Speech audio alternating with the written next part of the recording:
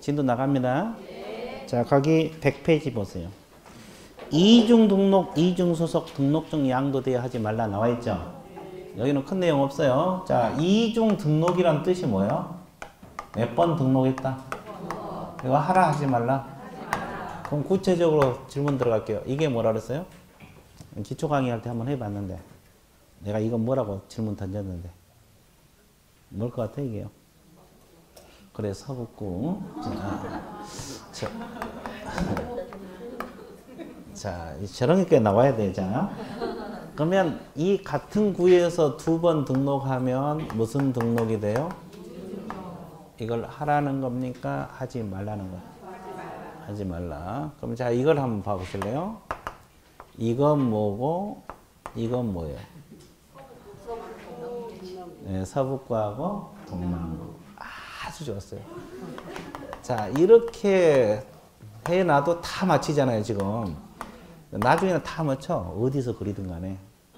됐어요? 그럼 이렇게 관할 지역을 달리해서 두 번 등록해도 무슨 등록? 이중 등록. 그러면 이제 이건 조금 어려워요. 이건 뭐고 이건 뭡니까요? 천안시 아산이 좀 2번하고 같은 원리지. 그거 말고 이건 뭘까요? 이것은 지금 동그라미가 동글동글 하잖아요. 지금 이렇게. 자, 이게 키포인트예요. 뭘 것 같아요? 개공이야, 개공. 자, 이렇게 생각해봐. 이게 중개인이라고 생각해봐요. 중개인도 개공 맞죠? 근데 이분들이 자격증이 있어, 없어? 그래서 천안 셰롬에서 공부를 해가지고 자격을 취득했어. 그래서 공인 중개사인 개공으로 또 등록을 해요. 폐업하고 가면 관계가 없는데 그대로 일하면서 또 등록해. 이걸 무슨 등록? 그러니까 관할구역 내든 달리든 이거 종별이라 그래. 종별 달리 이 등록 하라 하지 말라. 그러면 했다 가정을 해봐. 그러면 개공에게 어떤 죄가 들어가? 반드시 등록이 취소돼 버려요. 이걸 임의적 취소라 그래요? 필요적? 필요적 등록 취소가 돼버리고 1년 이하의 징역 1천만 원 이하 벌금 들어갑니다. 그래서 또 여기는 여기끼리 또 징역 벌금 제재가 비슷해요. 필치하고 11. 그러니까 이중 등록 하라는 거요? 하지 말라는 거요? 혹시 이중 등록 하고 싶으면 어떻게 해야 돼? 그렇지. 어떻게? 그렇지. 자, 100페이지 밑줄 볼게요. 첫째 줄. 개공은 이중으로 개설 등록하여 중개업을 할 수 없다. 거짓말. 의, 첫째 줄 밑줄 보세요. 100페이지 의, 이중 등록 금지 의. 첫째 줄 밑줄 보세요. 그리고 양가로 1번 중간에 보면 등록관청 관할구역 내외 불문이라는 단어 있어요? 밑줄 보세요. 등록관청 관할구역 내가 1번 칠판에서. 외가 2번을 말하는 거야. 내외. 이해됐어요? 그 다음에 양가로 2번 중간에 보시게 되면 종별을 달리 이 단어 있어요? 그러면 칠판에서 어떤 걸 말해요? 3번 종별. 개공 종류를 종별이라고 그러죠? 달리해서 이중 등록 하라 하지 말라? 하지 말라. 그런 뜻이에요. 개념 잡았습니까? 그 다음에 양가로 3번은 뭐냐면 폐업은 했는데 사무소는 폐쇄를 했는데 폐업 신고가 들어갔어 안 들어갔어? 안 들어갔어. 그러면 장부에는 개공으로 돼 있어 안 돼 있어? 사무소만 없앴죠? 그리고 나서 또 등록했다. 그럼 이중 등록이지. 장부에는 개공으로 돼 있는데. 이해됐어요? 예, 그러니까 폐업 신고를 하고 나서 해야지. 괜히 했다가 등록 취소되면 3년간 중개 못 하잖아요. 이해됐어요? 예, 그러니까 그 말이에요. 그리고 제재. 반드시 취소된다는 말이 있어요? 그러면 임의적이요? 필요죠? 그리고 몇 년하고 몇 년? 6년. 이중 등록 하라 하지 말라? 하지 말라. 자, 오른쪽 페이지 무슨 소속 금지? 이중 소속 금지란 말이 있어요.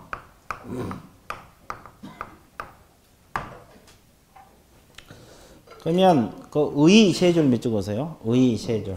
개공, 소공, 중개보조원, 법인은 사원, 임원은 다른 개공 때문에 다른 개공, 소공, 보조원, 임원, 사원이 될 수 없다가 이중 소속 금지 의무 의예요. 금지까지 의라고.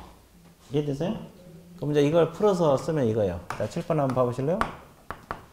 A 계공하고 B 계공이 있어요. 각각 사무소 내고 영업하고 있죠. 근데 A가 B 밑에 취업을 해요. 뭘로 취업을 해요? 소공. 그러면 여기는 사장이고 여기는 소속이죠? 양쪽에 근무하고 있어, 안 하고 있어요? 이거는 무슨 소속? 이중 소속. 이걸 하라 하지 말라. 그럼 이제 이 사람이 이중 소속 걸려 들어가. 그럼 어떤 제재 들어가냐? 똑같아요, 왼쪽하고. 반드시 등록이 뭐가 돼? 이걸 줄여서 필치. 몇 년하고 몇 년? 양쪽에 근무하지 말라. 그래서 아까 우리가 소공 신분으로 등록이 안 된다 그랬잖아요. 기억나요? 예, 그 말이에요. 그럼 이제 이건 이중 소속인 거세요. 계공이 그 C라는 소공을 고용해 썼어요. 근데 C가 또 B 밑에 또 취업을 했네. 양다리 걸쳐서. 이 소속공인 중에서 이중 소속입니까? 아닙니까? 이중 소속이요. 계공이 소공이 다른 계공 소공이 되는 걸 말한다. 양다리 이중 소속이요. 그럼 소공이 이중 소속하면 어떤 제재 들어가느냐 봐보세요. 1년하고 1천은 똑같아요. 이분도. 근데 자격 정지 사유가 돼. 자격 정지가 뭐예요? 일정 기간 중개업을 하라 하지 말라. 계공에게는 업무 정지 제도가 있잖아요. 여기는 자격 정지 제도가 있어. 내용은 똑같아요. 일 못하게 한 거. 자격 정지 사유가 되고 몇 년하고 몇 년? 1년하고 1년. 자, 그럼 봐보세요. D라는 중개 보조원이 있어요. 근데 D가 또 여기 또 취업을 했네. 보조원은 자격증 가지고 있어요? 없이 있어요? 그러면 이것도 양다리 걸치면 이중 소속이 됩니까? 확실해? 왜 대답이 줄어들어? 여기 돼? 이중 소속이 아니야. 다 찍는 거예요. 아니에요? 아, 자격증이 없으니까. 그렇게 생각하세요? 오, 좋았어요. 확실히, 대답은 확실히 했는데, 틀렸어. 방금 여러분들 이 세 줄 읽었어, 안 읽었어? 그 중개 보조원이라는 단어 있나, 없나 봐봐요. 있죠? 그러니까 보조원도 양다리 걸치면 이중 소속이야. 보조원도 양쪽에 취업하면 돼, 안 돼? 그럼 7번 보세요. 보조인 취업하면 어떤 제재 들어가냐? 이분들은 1년하고 1천만 돼요. 왜 그러냐면 이 보조원은 등록 취소, 자격 취소 이런 처분이 없어요. 그래서 징역 벌금만 들어가. 보조원도 이중 소속 하라 하지 말라. 그러면 이제 그 제재만 몇 줄 거보실래요? 그 청색 2번 나와 있어요? 계공은 반드시 취소되고 1년하고 1천 나와 있습니까? 계공은 반드시 취소되고 1년하고 1천. 자, 서공은 첫째 줄 자격 정지 처분을 받을 수 있고 1년하고 1천. 몇 줄 그었어요? 보조원은 1년하고 1천. 아, 뭐 등록 취소, 업무 정지 이런 말 없죠? 징역 벌금만 돼요. 그래서 이제 그렇게 이 제재가 많죠? 지금이야 쉽지만 집에 가면 제재 또 잊어먹을 수 있어 없어? 오늘만 해도 제재 엄청 한 거잖아요. 근데 이 제재는 자꾸 읽고 듣고 보고 어쩔 수 없어요. 방법이 없어요. 워낙 많기 때문에 우리가 뭐 아직 이제 조금 나오기 시작했는데 엄청 많아요. 이게 자꾸 읽고 보고 그래서 익숙하게 만들어야지 나중에 기억이 돼요. 잊어먹는 걸 두려워하면 안 되고 자꾸 외우려고 노력해봐요. 예. 자, 그 다음에 102페이지 보세요. 102페이지를 보면 이제 등록증 양도되어 하는 것도 하지 말고 양수되어 받은 것도 하지 말라 이거예요. 예, 그냥 책을 보세요. 큰 내용 없으니까. 자, 2번 밑줄 보세요. 청색 2번에서 양가로 1번 4줄 있습니까? 예, 이거 이제 우리 공부할 내용이에요. 계공은 다른 사람에게 자기의 성명 또는 상호 동그라미 쳐보세요. 성명 또는 상호를 사용하여 중개 업무를 하게 하거나 두 번째 줄 등록증 양도되어 동그라미. 양도되어 하면 된다 안 된다? 그럼 아까 우리가 자격증도 양도되어만 안 된다 그랬죠? 그럼 차이가 있어요? 아까 우리가 읽었던 지문하고 첫째 시간에 상호가 없잖아요. 자격증은 성명을 사용하여 업무를 하게 하거나 자격증이 양도되어 해서는 안 된다. 이렇게 나왔어. 상호가 없었죠? 근데 등록증은 뭐까지 들어가? 상호가 하나 더 추가된 거예요. 그 다음에 그 밑에 세 번째 줄. 누구든지 다른 사람의 성명 또는 상호 동그라미 사용하여 중개업을 하거나 등록증을 양수되어 동그라미 하면 된다 안 된다? 안 됩니다. 그러니까 빌려주지도 말고 빌리지도 말란 소리죠. 자, 큰 3번 제재 보세요. 자, 빌려준 사람은 두 번째 줄 후단, 세 번째 줄 등록이 취소가 되고 몇 년하고 몇 년? 1년하고 1년. 필치 1일. 그렇지. 그러면 빌린 사람은 그냥 1일. 왜? 등록증이 없으니까. 그런 취소 문제는 발생한다, 안 한다? 또 이 파트는 이 파트끼리 제재가 또 비슷비슷하죠? 그죠? 신기하죠? 예. 그래서 이제, 등록증 양도돼요? 양수돼 받는 것도 하지 말라. 야, 그런 거 하고 싶으면 어떻게 하라 그랬어요? 참아라. 어떻게? 꼭 좋았습니다. 아주 좋았어요. 예, 좋았어요. 여기서 뭔 소리가 자꾸 울려 싼다. 자, 그 다음에 103페이지. 등록 뭐가 나와요? 실효. 실효가 뭐예요? 등록 효력이 없어진다 이 말이에요. 등록 효력이 없어진다. 잘 봐보세요. 우리가 지금 아까 내가 자격증 줬어요, 안 줬어요? 그리고 등록증까지 다 줬죠? 이제 도로 뺏어 갈 거예요. 등록했다가 이제 효력이 또 없어져 버려요. 가만 앉아서 자격증 치료하고 등록증 했다가 또 효력이 없어져 버려요. 자, 그럼 이제 이 실효 사유가 딱 세 가지가 있어요. 잘 보세요. 개인 개공이 사망을 했다. 개인 개공이 뭐 했다? 그럼 여기서 개인 개공이란 뜻이 뭐예요? 우리가 개공 종류가 몇 가지?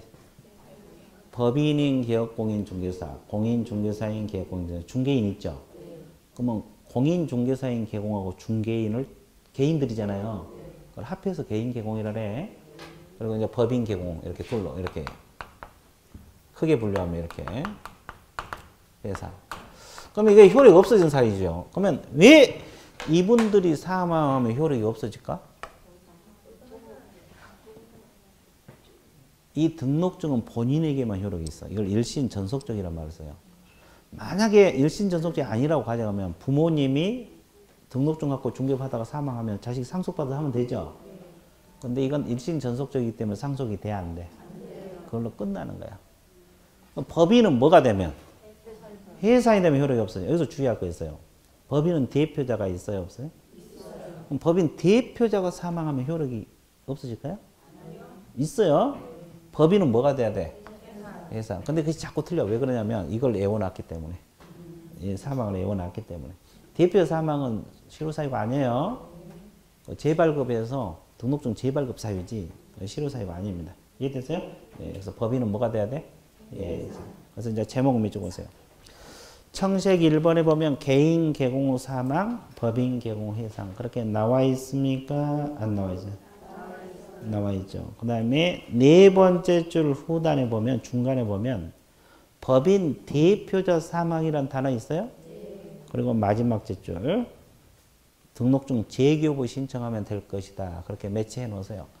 자, 대표자가 사망하면 실효사유가 아니고 등록증 무슨 교부? 재교부. 근데 개인들이 사망하면 실효입니다. 그 다음에 2번, 3번은 제목만 밑줄 그시면 돼요. 폐업 신고하면 효력이 없어져요. 자기가 하기 싫다고 폐업 신고를 했어, 안 했어요? 그 다음에 등록이 뭐가 되면? 취소가 되면 효력이 없어져. 그러면 실효 사유가 총 몇 개? 3개. 몇 개? 아, 그 말이구나. 무슨 말이구나? 저 말이 아니구나. 자, 그래서 이제 우리는 합격하고 그 말 타러 갑시다. 자, 그래서 이제 무등록증 끝. 자, 실효 사유 끝. 자, DP 넘어가세요. 자, 104페이지. 제목이 뭐요? 무등록 중개업이라는 게 나오죠. 말 그대로 이건 뭐요? 등록을 했다, 안 했다? 안 했다. 등록 안 하고 중개업 하신 분을 무등록 중개업이라고 해요. 등록하지 않고 업무. 그래서 이제 여러분들 그 의 첫째 줄, 두 번째 줄 밑줄 보세요. 맨 위에 첫째 줄, 두 번째 줄 의가 나옵니다. 자, 무등록 중개업이란 등록을 하지 않고 중개업을 영위하거나 등록이 효력이 뭐한 상태에서? 소멸된 다음에 중개업을 하는 사람. 이게 결국 등록하지 않고 한 거죠. 이제 이게 개념이고. 그 다음에 이제 2번을 보면 무등록 중개업 유형이란 말이 있어 없어요? 크게 분류해서 원시적 무등록, 후발적 무등록 있죠? 그럼 원시적 무등록 1번 이거 하나예요. 등록하지 않고 중개업했다 이거. 그죠? 2번 한번 보세요. 등록을 신청하고 나서 뭐 하기 전에?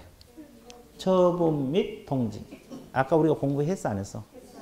했죠. 처분 통지를 기준으로 해서 그 전에 하면 무등록을 했죠. 그러면 이것도 결국 등록이 된 거예요? 안 된 거예요? 안 된 거예요. 1번하고 똑같은 거예요. 등록 안 하고 한 거잖아요. 그죠? 그럼 3번 한번 보세요. 다른 업무에 부수해서 등록하지 않고 중개업했다. 이것도 등록하지 않았잖아요? 그러면 다른 주된 업무에 부수했다는 말 뭘 생각하면 이해가 빨라? 부동산 컨설팅 회사 생각하면 빨라요. 컨설팅 회사라고 생각해봐요. 그럼 부동산 컨설팅 회사가 컨설팅만 해야 되는데 중개업을 종종 하는 경우가 있어 없어? 있어. 왜? 부동산을 취급하다 보니까. 근데 그분들이 중개사무소 개설 등록하지 않고 하면 무등록이야. 이해되셨어요? 그런 걸 말해요. 컨설팅 회사한테 컨설팅만 해야 되는데 중개업을 하게 한다고. 그럼 무등록이지. 이해됐어요? 네. 등록 안 했잖아요. 자, 양갈 2번 제목에 후발적 무등록이라는 단어 있어요? 이게 무슨 말이냐면 이거예요.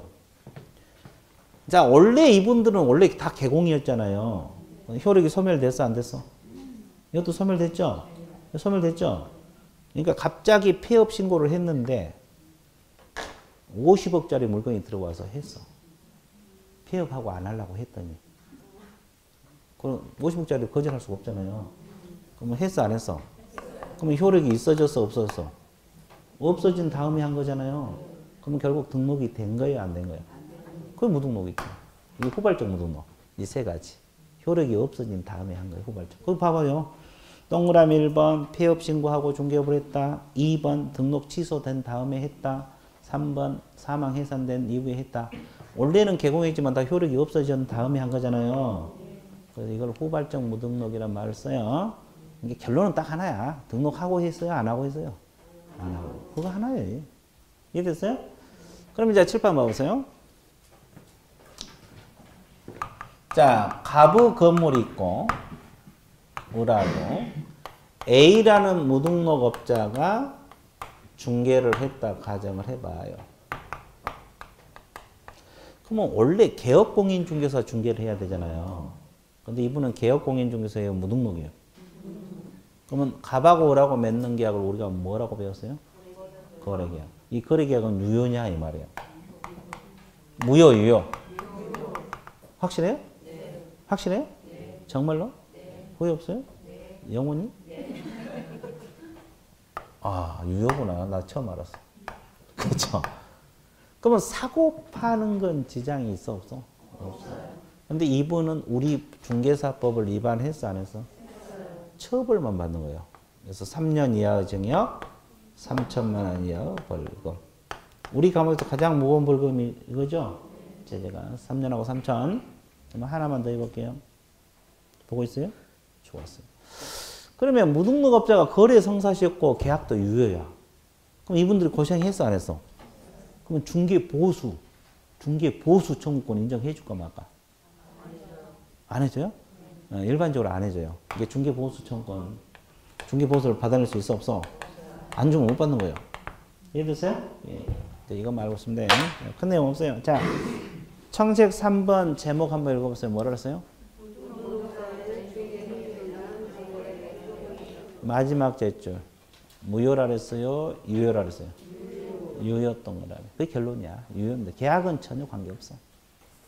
자, 그 다음에 오른쪽 페이지로 넘어가 볼게요. 청색 4번. 무등록에 보수 청구권 나와 있죠? 그럼 방금 내가 보수를 받을 수 있다 그랬어요? 못 받는다 그랬어요? 자, 이것도 네 번째 줄. 보수를 청구할 수 없다는 입장이다. 여기다 적어보세요. 보수 못 받는다는 소리고. 자, 청색 5번 제목이 뭐예요? 제재. 몇 년하고 몇 년? 3년하고 3천. 줄여서 뭐라 그래? 3선. 뭐는요? 3선. 그래서 이제 기본적인 영어들은 다 끝났어. 이중, 소서, 무등록 다 끝났죠? 뒤에 넘어가세요. 이제 뭘 공부해야 되냐면 5절 제목이 뭐예요? 법 몇 조라고 나왔어요? 조문이 많아요, 적어요? 10조 몇 가지인가 한번 봐봐요. 몇 가지? 12가지나 되잖아요. 그래서 이제 이거 공부해야 되는데, 한숨까지 쉴 필요는 없고, 가볍게 해봐. 자연스럽게. 그래서 나중에 다 들어오게 돼 있어요. 근데 이 결격사유가 수험생들이 어렵게 느낀 파트예요. 아니, 그 내용은 어려운 거 없어요. 시험 보면 어렵게 느껴. 이해됐어요? 그래서 이제 등록의 결격사유. 우리가 보통 결격사유 그러면 등록을 말해요. 시험도 있잖아요. 시험 결격사유를 말한 게 아니라 등록 결격사유를 말해요. 그래서 12가지인데 내용이 많으니까 5가지로 압축시킬까요? 그럼 아까 우리가 배울 때 등록할 때 결격사유 있어야 된다? 없어야 된다? 근데 우리나라 내국인들은 결격사유 없다는 서류를 제출한다 안 한다? 외국인들만 제출한다 그랬죠? 그럼 우리나라 사람들은 어떻게 한다 그랬어요? 관계기관에 직접 조회를 한다 그랬어요. 누가? 등록관청에서. 등록 신청하면 등록관청에서 조회 들어가. 파산자인지 징역받은지. 이해됐어요? 예. 그래서 이제 그 책에 나와 있어요. 그 뒷페이지 넘겨보세요. 그 108페이지를 보시게 되면 청색 2번을 보시게 되면 뭐라고 나왔어요? 등록관청의 결격사유 조회권이라는 단어 있어요? 자, 세 줄을 밑줄 긋게요. 등록관청 동그라미. 등록관청은 개공, 소공, 보조원, 사원, 임원이 자 1호부터 11호가 결격사유 내용이에요. 1호부터 11호 결격사유 내용인데 어느 하나에 해당하는지 여부를 확인하기 위해 관계기관 동그라미. 관계기관에 뭐 할 수 있다? 조회할 수 있다. 그래서 이제 그분이 결격사유 없어야 되는데 있냐 없냐 확인 들어간다고. 개념 잡았어요? 예. 그럼 이제 결격사유 내용이 아까 몇 가지였어요? 12가지. 줄여서 한번 해볼게요. 가장 먼저 나온 것이 제한능력자라고 했어요.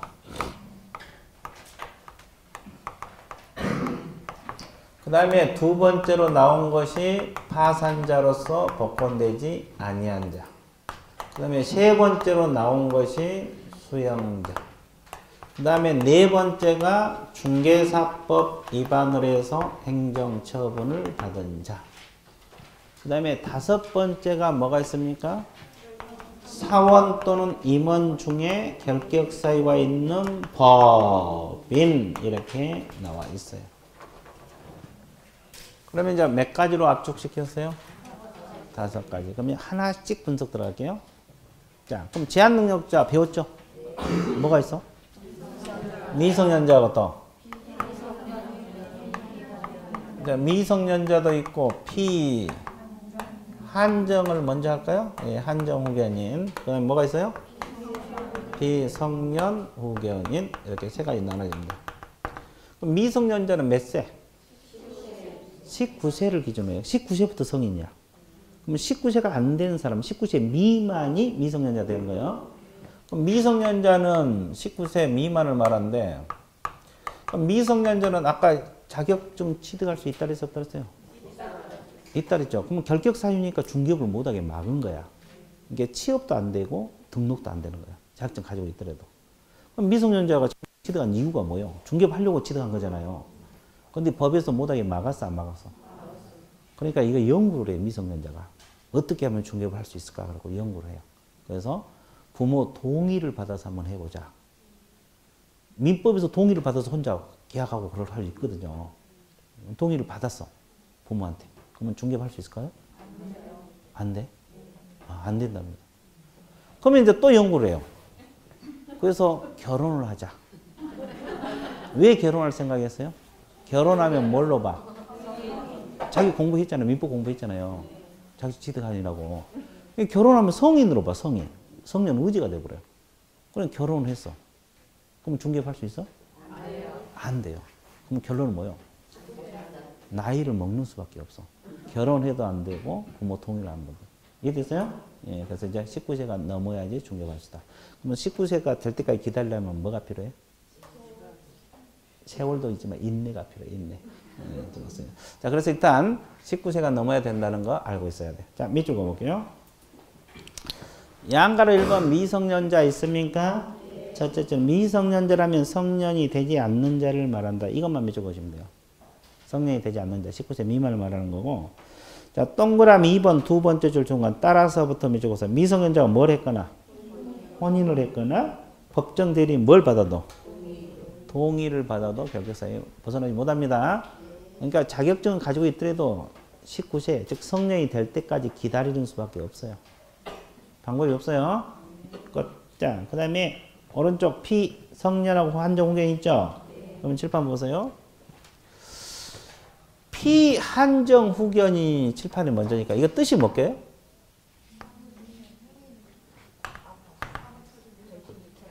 자, 이제 법에서 뭐라 하냐면 질병, 장애, 노령 그 밖 사이로 이게 중요해요. 사무처리 능력이 뭐다?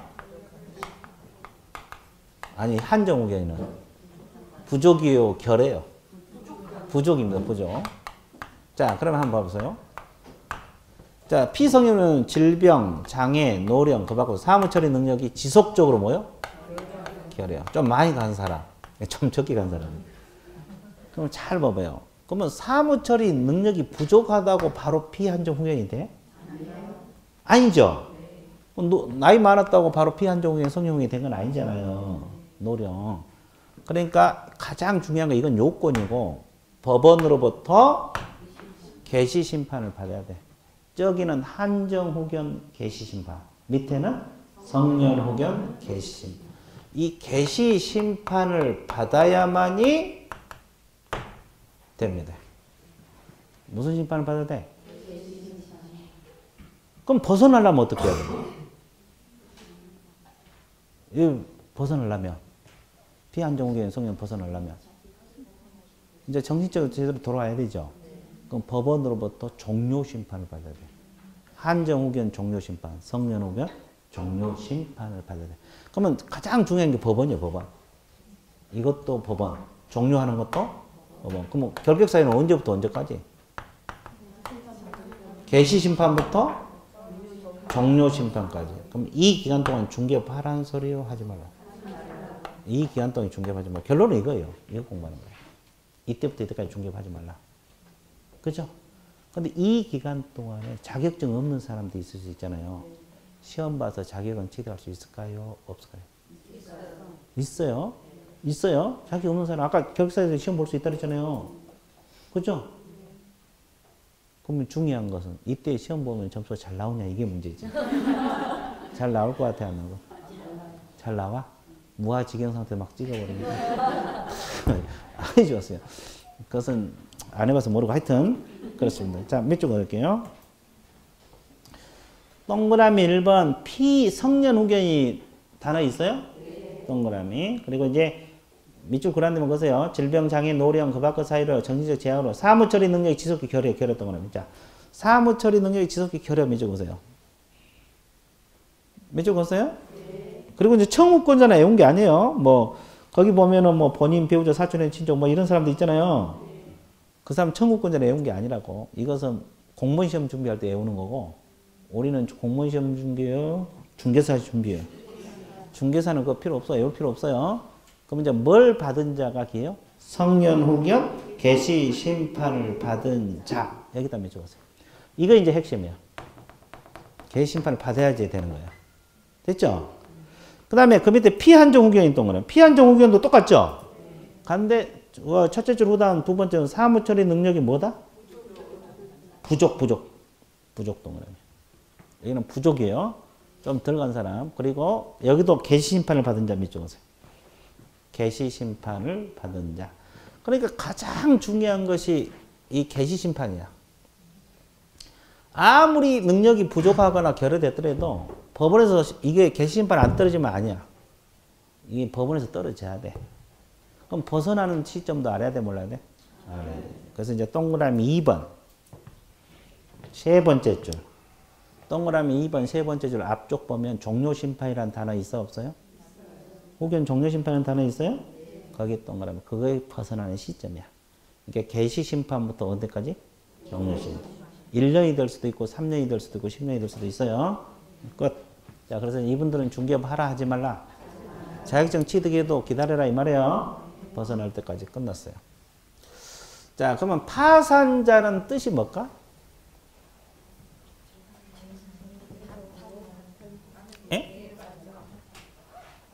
자, 경제적으로 파탄 나봤어? 왜 파탄 난 거야 도대체? 흥청망청 써가지고 어디다 썼어요? 어? 막 썼어 그냥. 좋았어요. 이거 자꾸 생각해보면 재밌어. 그렇죠. 하여튼 파산자라는 것은 빚을 많이 져서 돈을 갚을 능력이 있다 없다? 없다. 그럼 능력이 없는 사람이 파산자요?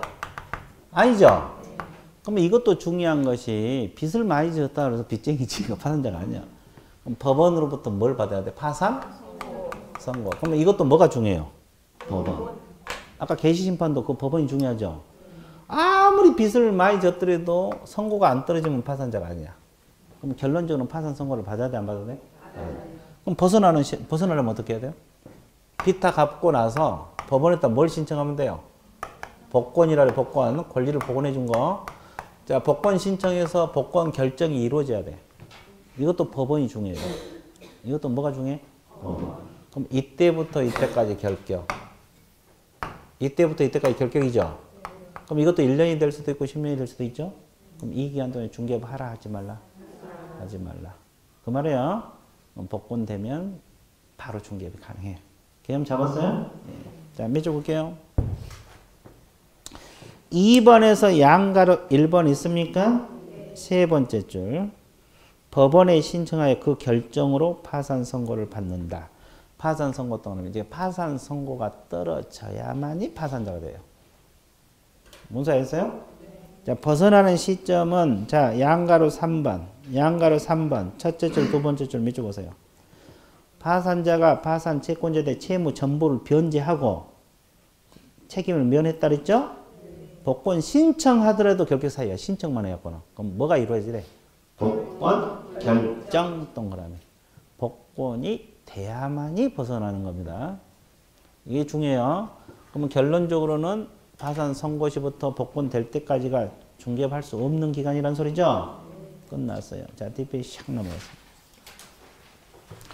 그 다음에 이제 결격 사유에서 가장 중요한 것이 수용자 내용입니다. 뭔 자? 수용자 들어볼게요. 그럼 수용자는 뜻이 뭐예요?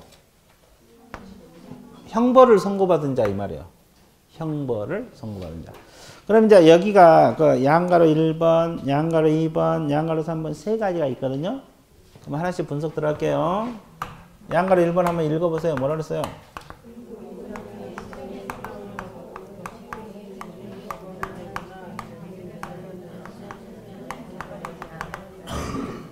자, 근고 이상은 뭘 받고? 실형. 그리고 집행이 뭐가 되고? 집행이 종료되거나, 그 다음에 집행이 뭐가 되노? 면제. 그리고 몇 년? 3년이 경과되지 아니한 자. 이걸 줄여서 3년 경과 먼스. 그러면 그대로 해석 들어가는 거예요. 자, 여기 뭐가 나와요? 근고라는 단어가 나와요. 근고. 자, 그러면 우리나라 형벌 체계를 간단하게 봐볼게요. 가장 무거운 형벌이 뭐예요? 사형. 그렇지. 그 다음에 무거운 거. 무기징역, 유기징역 나눠지죠. 그걸 안 따지면 뭐가 무거울까? 징역이 무거워요. 그 다음에 무거운 것이 근고입니다. 그 다음에 무거운 것이 그 다음에 무거운 형벌. 집행유예는 형벌이 아니에요. 자격 상실. 들어보셨어요? 지금 들어보고 있잖아요. 그 다음에 무거운 것이 뭐예요? 자격 정지. 그 다음에 무거운 것이 벌금. 그 다음에 무거운 것이 구류. 그 다음에 무거운 것이 과료. 과료 들어보셨어요? 아니에요. 과태료가 틀려. 과태료는 행정기관에서 부과하는 행정질서벌이라고 하고, 이건 형벌이야. 법원에서 부과해요. 과료. 과태료, 과료는 틀려요. 그리고 마지막에 몰수야. 근데 이제 우리나라 형벌이 이렇게 많다는 거 알고 있었어요? 알 필요도 없죠? 왜? 몰라도 되니까. 그래서 보통 알고 있는 거이 사형, 징역, 벌금 정도.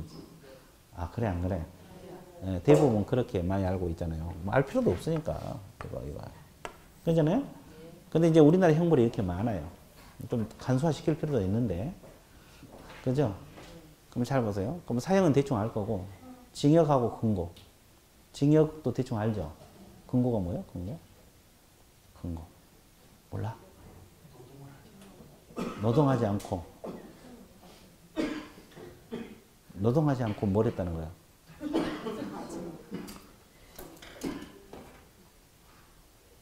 그러니까 이 징역이나 근고는 똑같아요. 근데 강제적으로 이건 교도소 내에서 역이란 말이 있어요, 없어요? 강제적으로 일을 시킨다는 거지. 노역을 시킨다는 거고. 근고는 강제적으로 일을 시켜, 안 시켜? 그 차이밖에 없어. 똑같이 교도소. 둘 다 무기징역, 무기근고, 유기징역, 유기근고. 그러면 유기징역은 기간이 몇 년 정도로 알고 있어요, 여러분들? 유기징역 기간. 이것은 이제 상식으로 알아둘 필요, 이건 뭐 우리 공무원 시험이 아니니까 시험 나오진 않아요. 근데 상식으로 알 필요가 있는데, 몇 년까지가 돼요? 1개월 이상 30년까지요. 여러분들 그 오른쪽 책 한번 봐봐요. 오른쪽 페이지 책 그 박스 안에 그 기간 맨 밑에 나와 있어요? 6기가 몇 개월이 들었어요? 그래서 몇 년? 가중하면 그거 틀렸어요. 자, 15년을 30년으로 바꿔요. 가중은 50년으로 바꿔요. 딱 2배로 바꾸면 돼. 옛날에 바뀌었어. 이건 우리 법이 나온 게 아니에요. 형법. 이건 형법이 나와서 아주 전에, 몇 년 전에 바뀐 거야. 제가 책이 잘못됐는데. 자, 봐보세요. 그러니까 6일은 1개월 이상 30년이요. 가중하면 몇 년? 50년. 그리고 무기징역이 따로 있고, 무기근고 따로 있고. 기간도 똑같아요. 유기, 근고나 징역이. 단지 차이는 강제적으로 일을 시키느냐? 안 시키느냐. 그 차이밖에 없어요. 그래서 이제 이걸 알고 이제 뉴스 같은 거 보면 이게 들릴 거예요. 근거형도 막 내리거든요. 뉴스 나와. 그리고 50년 받았단 말도 나와. 이해되셨어요? 30년 받았단 말도 나오고. 뭔지 아셨어요? 자, 그럼 봐보세요. 그러면 이제 자격 상실하고 자격 정지도 상식적으로 알아두면 돼요. 근데 이건 알아야 돼요. 우리도 아까 소속 공인 중개사가 자격 정지 받으면 일정 기간 중개 한다 그래서 못 한다 그랬어요. 그죠? 근데 이건 우리 중개사법에 나온 게 아니에요. 형벌이거든요, 형벌. 그럼 개념 자체가 틀려. 그러면 여기서 자격이라는 것은 어떤 자격을 말해요? 우리 중개사법은 중개 못하게 하는 거예요. 근데 여기서 자격은 어떤 자격을 말해요? 이건 박탈시켜보고 이건 정지시킨다는 건데. 그래서 선거권이랄지 피선거권, 국회에 나갈 자격 이런 거, 그리고 뭐 고급 공무원이 될 자격 이런 걸 일정 기간 정지시킨 걸 자격 정지라고 아예 박탈시켜본 것을 상실이라고 해요. 이해됐어요? 그래서 이건 알아야 돼. 왜 그러냐면 우리 중개사법도 자격 정지 받으면 결격이거든요. 결격사유거든요. 근데 형법이잖아 이건. 형법에서 자격 정지 받으면 결격사유가 아니야. 중개할 수 있는 거야. 선거는 못 나가더라도. 이해됐어요? 자, 그 다음에 벌금하고 과료는 똑같이 돈 납부한 거거든요. 차이가 뭐겠어요?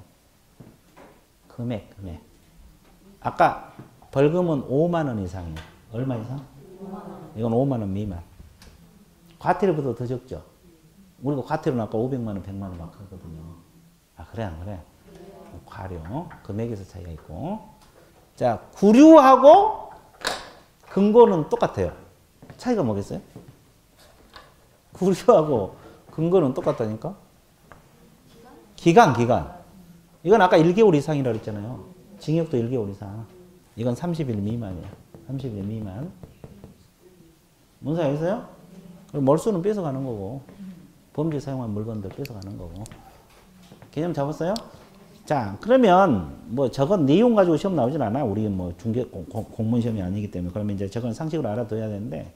자, 그러면 여기서 근고 이상이란 말을 썼어, 안 썼어?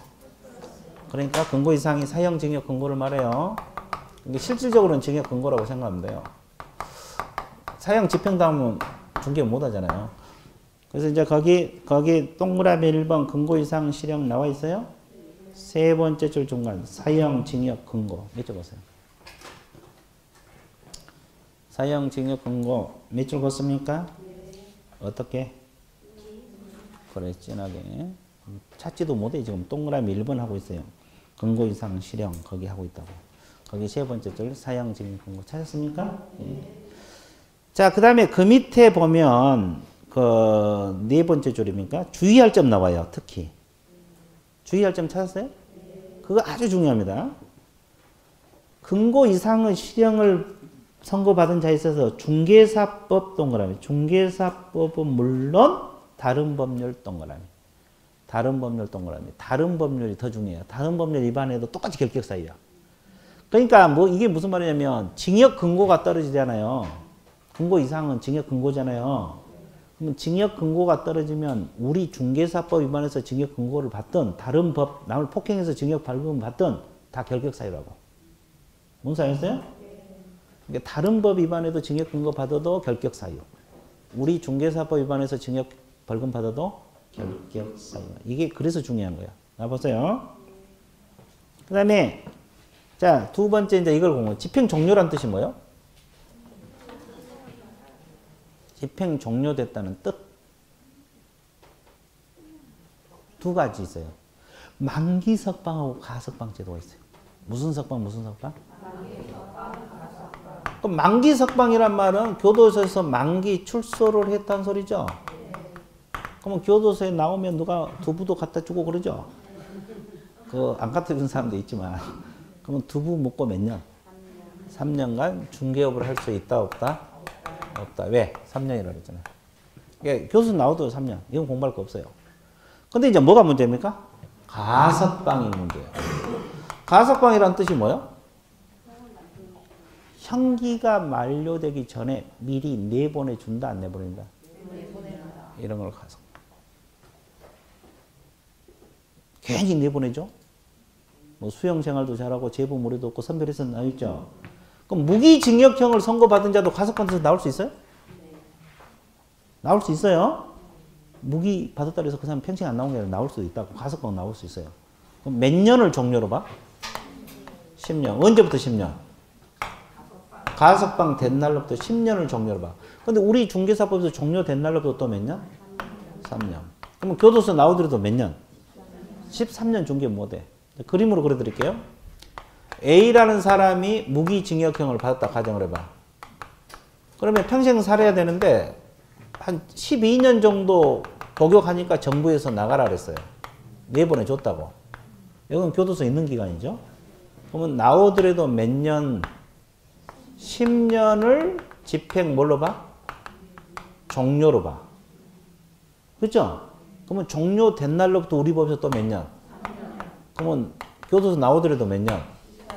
13년을 중개업 하라 하지 말라. 선고시부터 하면 25년이 되는 거예요. 어차피 여기는 중개업 못 하잖아요. 이해됐어요? 교도소 나오더라도 자유 몸이지만 13년 중개업 하라 하지 말라. 그러면 중개업하기가 쉬워요? 어려워요? 무기형을 받은 자는 참 오래 기다려야 돼. 인내가 참 많이 필요해요. 그죠? 13년씩 참을 수 있겠어? 못 참아? 또? 못 참고 그냥 사고를 쳐버려. 아주 좋았어요. 성격이 그대로 드러나? 아주 좋았어요.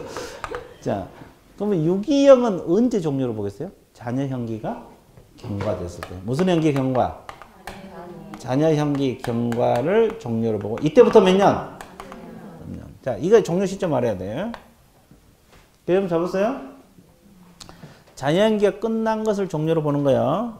자, 그러면 이제 뭐 다시 한번 그려볼게요. 처음 오신 분도 있으니까. 자, A라는 사람이 징역 5년을 선고받았다 가정을 해봐. 그럼 5년 징역 살아야 돼, 안 살아야 돼? 한 4년 정도 복역하니까 정부에서 나가라 그랬어요. 그러면 자녀 형기 몇 년? 이때부터 또 몇 년? 3년. 또한 몇 년? 아, 그 말이구나. 무슨 말? 그래서 이제 그거 알았어. 자, 밑줄 긋고 넘어. 밑줄 긋기요. 자, 거기 기억 맨 밑에 줄. 형기 종료는 만기 석방은 마지막 줄. 석방 1로부터 3년. 그것만 밑줄 긋으시면 돼요. 석방 1로부터 몇 년? 3년. 자, 니은에 보시면 집행이 종료된 것으로 보는 경우 111페이지 첫째 줄 나와 있어요? 가석방을 말합니다. 이거에 가석방을 말하는데 자, 세 번째 줄 밑줄보세요. 유기형은 뭐가 경과할 때? 자녀, 형기, 경과. 그 동그라미. 이게 이제 종료가 되는 거고. 무기형은 몇 년? 10년이 경과. 이게 종료가 돼.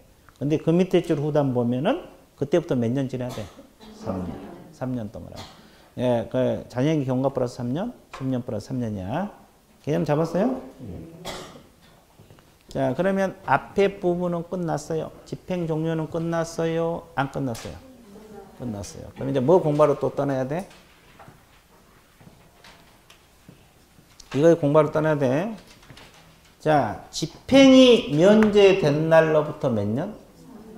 3년. 그러면 우리가 집행 면제 사유를 알아야 돼? 몰라야 돼? 알아야 돼. 이것은 이제 세 가지가 있어요. 여러분 교재 기억, 니은, 디귿이 있어요? 기억 한번 읽어보세요. 아니, 그건 제 제목이고, 근데. 자, 첫째 좀 읽어보세요. 처음이니까. 재판이 뭐가 되노? 확정되는 법이 바뀌었어, 안 바뀌었어? 범죄를 구성하지 않았다. 그러면 법이 범죄가 되게 바뀌었어요? 안 되게 바뀌었어요? 안 되게 바뀌었다. 그럼 면제해줘. 그게 무슨 말이냐면 간통죄 생각하면 이해가 빨라요. 옛날에는 간통죄가 죄가 됐죠. 지금 폐지된 이유는 죄가 돼야 안 돼. 그럼 옛날에 간통해가지고는 징역 1년 살고 있어, 지금. 근데 갑자기 간통죄가 없어져 본 거야. 그럼 그 이후에 간통을 저지른 사람은 간통죄로 처벌받아, 안 받아? 그러니까 너무 억울하잖아, 먼저 받은 사람은. 그러니까 그 사람 면제해줘. 1년 살았는데 3개월 받고 나올 수도 있고 5개월 살다 나올 수도 있어요. 면제해줘. 그럼 면제 받은 날부터 몇 년? 3년. 그러면 가석방하고 차이는 뭐예요? 가석방은 자녀 형기 플러스 3년이죠. 이건 자녀 형기 계산한다, 안 한다? 무조건 면제 받은 시점부터 3년이야. 이게 공부하기 더 편해요. 그렇죠? 그럼 니은 한번 읽어보세요.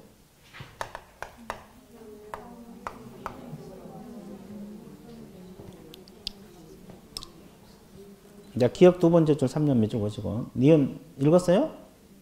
재판이 확정된 후 집행을 받았어요? 안 받았어요? 일정 기간 경과하면 시효가 완성되어 버리거든요.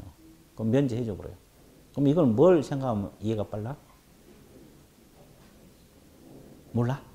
이렇게 생각하면 돼. 거기 지문을 봐봐. 집행을 받았어요? 안 받았어요? 근데 무엇은 확정이 됐어요? 재판은 확정됐다 그랬잖아요. 근데 집행 받았어? 안 받았어? 안 받았다. 그러면 재판이 확정됐는데 어떻게 집행을 안 받아? 이렇게 생각하면 이해가 빨라. 자, 교도소 징역 1년 선고 받고 받았어, 안 받았어? 이제 그 교도소로 이송 도중에 탈주를 한 거야. 도망가서. 그렇게 생각해봐. 그러면 집행 받았어, 안 받았어? 몇 년간 도망 다니면 시효가 완성이 돼. 죄마다 다 달라. 그런 영화 안 봐요? 두목이 재판 받고 나오면 그 부하들이 탁 차 탈취하고 데리고 도망간 거. 그러잖아요. 이렇게 그러면 집행 받았어, 안 받았어? 그래갖고 일정 기간 지나면 집행을 면제해줘. 그럼 면제 받은 날부터 몇 년? 시효 기간은 형법에 나와 있어요. 그럼 필요 없어요. 무거운 죄는 시효 기간이 길어요. 이해됐어요? 그러니까 이거 완성되면 그때부터 몇 년? 3년. 그러면 이해가 빠를 거고. 또 세 번째가 뭐가 있어요? 특별사면 생각하면 돼요. 특별사면은 우리가 특사란 말을 쓰죠? 대통령이 누구누구 사면한다 그러면 면제돼 버려요. 대통령 권한이 좋죠? 그죠? 광복절날, 성탄절날 한 번씩 하잖아요. 그러면 이 면제되면 이때부터 몇 년? 그럼 이제 이 내용 몰라도 돼. 이 세 가지는 좋아요. 세 가지는 무슨 사유? 면제 사유. 그럼 면제 된 날로부터 무조건 몇 년? 그러면 끝이야. 이 내용 몰라도 관계없어요. 개념 잡았어요? 근데 마지막 제점 이쪽 일반 사면이 나옵니다. 일반 사면 즉시 벗어납니다. 마지막 제점 일반 사면 찾았어요? 네. 일반 사면은 3년 기다려요. 즉시 벗어나요? 먼시. 즉시. 자, 뒷편이 넘어가 보세요. 자, 양가로 2번 읽어보세요. 뭐라 그랬어요?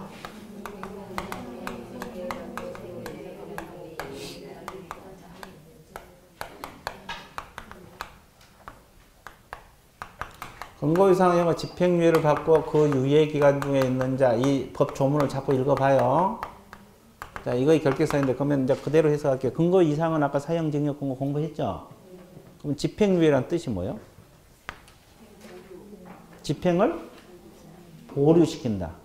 교도소 보낸 것 자체를 보류시킨다. 그럼 집행유예란 개념을 다시 한번 정리할게요. 이건 상식으로 알아야 돼요. 나중에 필요해요. 공부하는 데 필요하니까. 그러면 갑이 무슨 죄를 받아서 징역 1년을 선고받았다 가정을 해봐. 징역 몇 년 선고받았어요? 그러면 교도소 가야 돼, 안 가야 돼? 가야 되죠. 근데 정상 참작해서 집행유예를 같이 선고받아요. 그러면 교도소 가, 안 가? 교도소 안 보낸다 이 말이에요. 선고는 들어가요. 교도소 안 보내요. 대신 뭘 정해줘요? 집행유예 기간을 정해줍니다. 이건 1년에서 5년 법관 절량이에요. 그러면 예를 들어서 법관이 집행유예 4년을 선고했다 가정을 해봐. 보통 이렇게 하잖아요. 징역 1년에 집행유예 4년 이렇게 내려요. 그러면 교도소 갔어 안 갔어? 자유몸이거든요. 그러면 이 기간은 집행을 보류시켜 놓은 거예요. 없어진 거 아니에요. 그러니까 여기서 범죄 저지르면 이거 살아있어요. 이 범죄 거 살아야 되고 이 1년 살아야 돼요. 거기에다 또 가중돼. 됐어요? 근데 무사히 끝나버리면 이제 선고 효력이 이때 없어져 버려요. 아무 일 없이 넘어가면. 이해됐어요?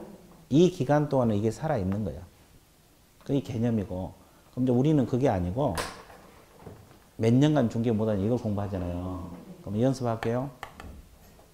공인중개사법 위반을 해서 왼쪽에 징역 몇 년이라고 했어요? 징역 1년에 집행유예 몇 년? 4년. 그럼 결격사유 몇 년이냐? 이걸 공부해야 돼, 안 해야 돼? 몇 년? 우리는 이걸 공부하는 거예요. 집행유예 개념 사실 몰라도 관계없어, 우리 과목은. 자, 징역 1년에 집행유예 몇 년 받았어? 교도소 갔어, 안 갔어? 중개업 몇 년 못하냐, 이 말이야. 7년 나왔어, 또. 반대 개념. 좋아.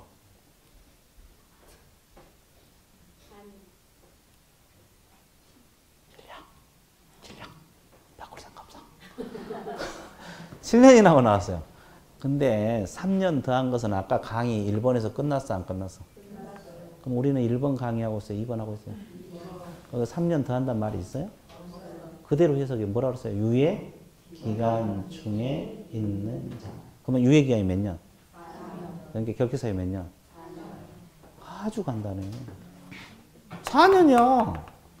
그럼 이 연습할게요. 징역 1년에 집행유예 2년 받으면. 그러면 징역 2년에 집행유예 5년 받으면. 뭔만 찍으면 돼? 유예 기간만 찍으면 100% 맞아. 근데 한 바퀴 돌아오면 또 5년, 7년. 3월달에 봐봐. 안 그럴 것 같죠? 다는 안 그러지. 여기 계신 분들 중에 반은 또 그래. 이해되겠어요? 예, 그러니까 자꾸 연습해야 돼요. 자, 끝났어요. 양가리 2번, 동그라미 1번 두 줄 매주고서요. 집행유예 개념은 이건 상식으로 알아야 돼요. 이걸 알아야지 나중에 공부하는 데 도움이 돼요.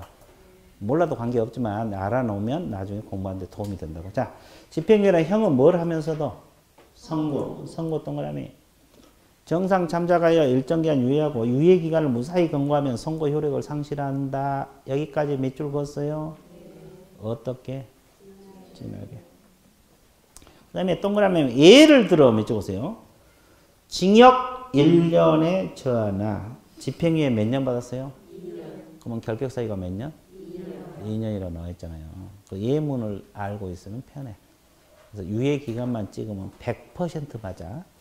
100%야. 자, 끝났어요. 그 다음에 양가로 3번. 양가로 3번이 뭡니까? 근거 이상은, 자, 어느 법에 위반해서? 공인중개사법 위반해서 몇만 원? 300만 원. 300만 원 이상 벌금이에요. 벌금 받고 몇 년간? 3년이 경과되지 아니한다. 이렇게 나와 있죠? 그럼 여기서 세 가지를 다 알아야 되는데 공인중개사법 위반이란 말, 300만 원 이상 벌금이란 말, 3년이란 말, 셋 다 중요해요. 셋 다 중요한데 그 중에서 중요하다고 생각한 것은 셋 중에서 뭐가 될까? 이게 가장 중요해요. 그 중에서 중요하다고 생각하면. 왜 그러냐면 아까 우리가 징역 근고 이상은 이법 타법 구별하지 않고 결격 사유라고 했죠. 근데 벌금은 오로지 어느 법? 아까 우리가 이중 등록 중개사법에서 나오죠. 위반하면 1년하고 1천이죠. 그러면 이중 등록 때문에 300만 원 벌금이면 3년간 결격이야. 근데 남을 폭행을 해서 벌금이면 300만 원 받았다고 가정을 해봐. 그건 결격 사유 아니야. 왜? 그건 중개사법이 아니니까 그거예요. 그래서 이제 이것은 오로지 중개사법. 이게 가장 중요해요. 셋 중에서. 됐어요? 그리고 300만 원, 중개사법에도 300만 원 미만은 아니에요. 자, 그래서 그 동그라미 1번 맺어 보세요. 벌금형 선고는 오직 중개사법 위반한다. 이 지문. 오직이 가장 중요하네. 자, 어디 동그라미 쳤어요? 좋아요. 여러분 강조하려는 게 어쩔 수 없어요. 자, 내가 부끄러움을 무릅쓰고. 자, 강의하려면 힘들어. 웃겨줘야지, 가르쳐줘야지. 자, 첫째보다 따라서 형법, 변호사법, 도로법, 다른 법률 위반 동그라미. 다른 법률 위반하면 결격 사유라 했어요? 사유가 아니라 했어요? 아니라. 그것도 중요하고. 그 다음에 그 밑에 주의할 점 또 밑줄 보세요. 중개사법 위반하더라도 300만 원 미만을 받으면 결격이다 아니다? 아니다. 그것도 중요하고. 또 300만 원 이상이라도 벌금형은 무슨 유예? 선고유예 동안. 이것도 결격 사유가 아니에요. 아까 우리가 집행유예는 결격 사유가 됐었죠? 선고유예는 결격 사유가 아니에요. 그럼 선고유예는 또 뭐요? 아까 우리가 집행유예는 선고는 하되 집행을 보류시킨 거죠. 그럼 선고유예는? 선고 자체를 보류시키는 거예요. 더 가벼운 범죄. 아, 여러분들 슈퍼에서 우유 하나 훔쳤어. 우유 1,000원짜리 하나 훔쳤어. 절도잖아요, 절도. 아, 죄로 따르면 절도죄야, 그것도. 근데 이제 배가 고파서 어쩔 수 없이. 그러면 너무 안타깝잖아요. 그것도 초범이고. 그러면 정상 참작해서 죄를 정해놔. 절도죄고 만약에 선고하면 6개월 선고할 것이다 이렇게 정해놓고 선고를 보류시켜. 선고를 해 안 해? 정상 참작. 이게 선고유예거든요. 그죠? 그러면 선고유예는 무조건 결격사유가 아니야. 징역행위에 대한 선고유예든 벌금행위에 대한 선고유예든 선고유예는 결격사유가 아니다? 아니다. 그리고 그 밑에 과태료 동그라미. 과태료는 아까 형벌이라 그랬어요? 행정질서벌이라 했어요? 질서. 과태료 300만 원 받아도 결격사유가 아니에요. 자, 벌금형 300만 원을 받아야 결격사유지 과태료 300만 원은 결격사유가 아니라고.